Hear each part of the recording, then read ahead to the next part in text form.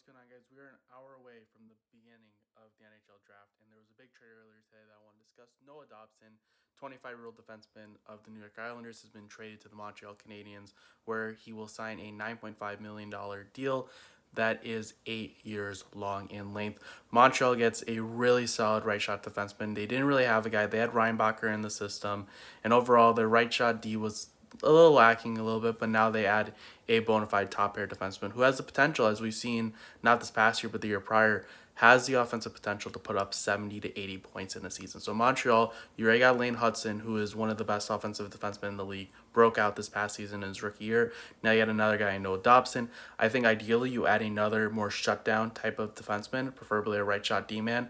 Maybe Reinbacher can be that. I think they have a lot of really solid offensively minded defensemen, but I do think that they could really use a shutdown defenseman or two. Maybe Cooley can be that guy, but we'll see what winds up happening. In return, the Islanders get pick 16, 17, and Emil Heineman. Heineman's more of a bottom sixer, has been traded already two other times, so this is the third time he's been moved, or I believe the third team he's been on, something like that. But anyways, bottom sixer and 23 years old, so maybe there's a little bit more there, but likely will top out as a third liner, maybe a fourth liner. So we'll see what winds up happening, but let me know in the comments below what your guys' thoughts are on the trade. I think, as many people reported, it seems very clear that the Islanders are likely going to try to take these two picks and move up into the top 10 to pick James Higgins if he does slide a little bit. That's going to be the big story.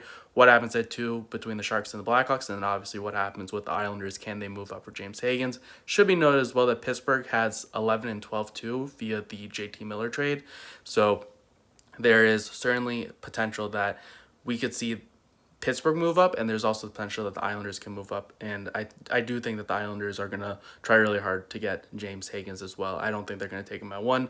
I think they'll go Schaefer at 1 and then look to pick up James Higgins in the top 10, hopefully get another pick by all means necessary. That doesn't include trading Matthew Barzal. So let me know once again your guys' thoughts.